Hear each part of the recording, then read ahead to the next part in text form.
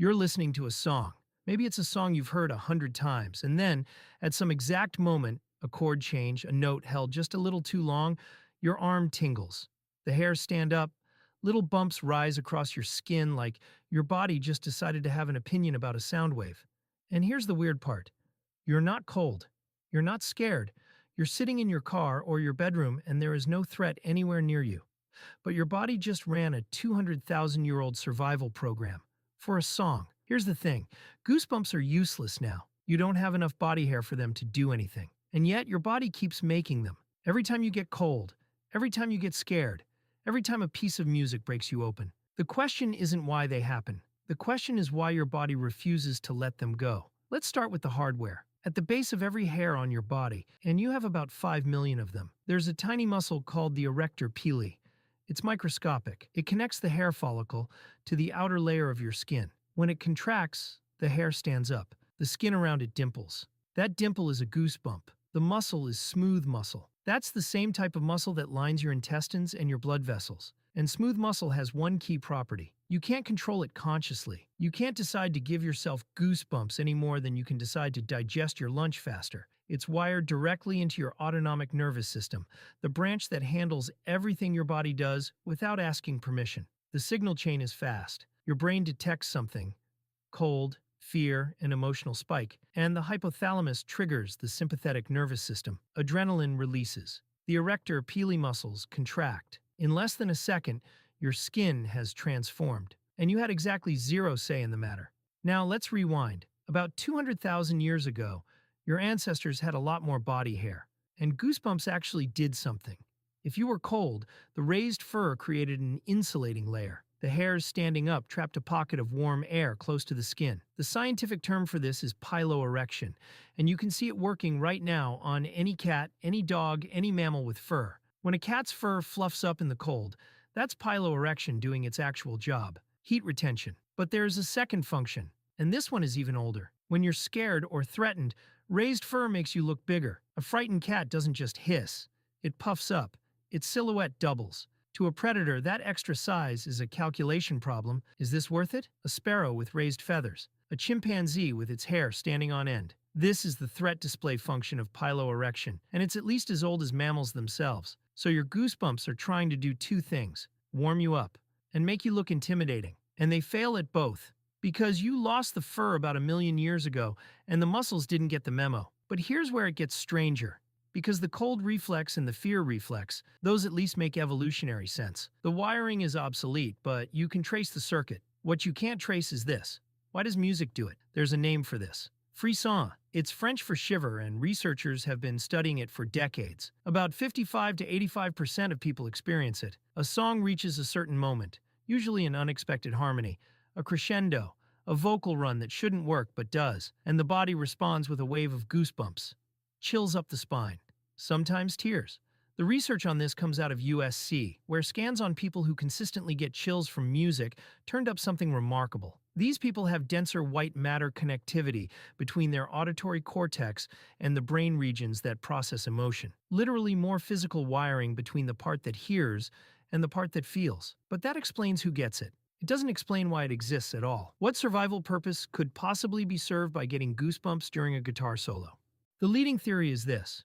Your brain's threat detection system and your brain's reward system overlap in a way evolution never anticipated. When you hear something unexpected and emotionally powerful, your brain interprets it as salient, as important. The same ancient machinery that once flagged the sound of a predator in the grass is now flagging the bridge of your favorite song. Your brain doesn't distinguish. Unexpected plus emotionally charged equals pay attention. And the attention signal it reaches for is the same one it's been using for 200,000 years. Sympathetic activation, adrenaline, piloerection.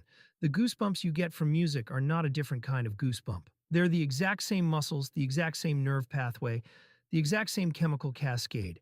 Your brain just aimed an ancient survival reflex at a modern emotional experience. Here's the thing. That's not a flaw. It's evidence of something deeper. Your body treats emotional intensity the same way it treats physical danger, because for a social primate, emotional intensity was physical danger. Being moved by something, a story, a ritual, a song around a fire, wasn't separate from survival. It was survival. The people who felt things deeply, who were moved by the group's music and the group's stories, were the people the group kept around. And there's a chemical side to this that makes it even better. When you get emotional goosebumps, your brain releases dopamine, the same neurotransmitter involved in reward, motivation, and pleasure. Research published in Nature Neuroscience found that during peak emotional moments in music, dopamine floods the striatum, the brain's reward center, both in anticipation of the peak and at the peak itself. Think about what that means. Your body gives you a dopamine hit for being moved. It literally rewards you for feeling something. The goosebumps are the external signal of an internal reward. Your brain is saying, whatever just happened, do that again. That was worth paying attention to. And this might explain why some people chase Frisson, why we replay the same song over and over chasing the same chill. It's not nostalgia, it's dopamine. Your brain is an addict, and the goosebumps are the receipt. So now you have the full picture. Goosebumps are a vestigial reflex left over from a furrier version of yourself. They fail at their original jobs. You're not warmer and you're not scarier. But evolution didn't delete them. Instead, it repurposed them. This is one of the strangest things about evolution. It almost never deletes. It layers. Your body is not a clean design. It's a palimpsest. Ancient writing scraped away and written over again and again for hundreds of thousands of years. The same muscles that once fluffed up fur for warmth now rise on your arm when you hear a song that means something to you. The function changed. The hardware didn't. And maybe this is how you should think about goosebumps the next time they happen.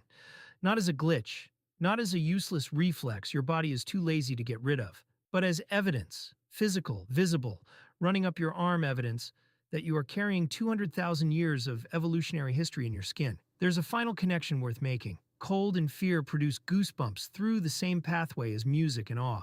Same muscles, same nerves, same chemicals. And in a way, this makes sense. Cold is a threat. Fear is a threat.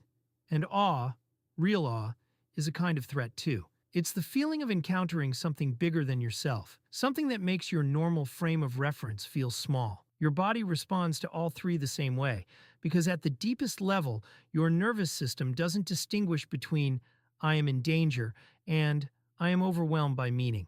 Both are signals that something important is happening. Both demand attention. Both trigger the ancient machinery that raises your hair and dimples your skin. The next time you're listening to music and you feel that chill crawl up your arms, remember, you're not just enjoying a song. You're running software that predates language, predates music, predates you, and it still works. So back to that song. You're sitting in your car, the chord changes, the hairs on your arm rise, and for a second, maybe you think nothing of it. Just one of those things. A weird body quirk. But now you know what's actually happening. Your brain detected something salient. It fired the sympathetic nervous system. It released adrenaline and dopamine. It triggered muscles at the base of 5 million hair follicles. It dimpled your skin from shoulder to wrist. It ran a program that was written when your ancestors still had fur and needed every edge they could get to survive the night. And it did all of that, all of it, for a song. Because somewhere in the deep wiring of your brain, being moved and being alive got tangled up together a very long time ago. And they never came apart. You're not malfunctioning. You're not weird. You're a human running human hardware. And that hardware happens to think a guitar solo is worth the same full-body response as a predator in the grass. Which, when you really think about it, is kind of beautiful. This is the Human Sketchbook, a hand-drawn series on why you do that.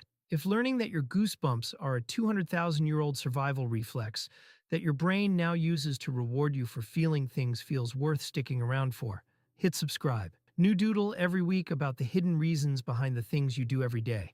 And next time a song gives you chills, you'll know exactly what your body is doing, even if it still can't explain why it picked that song.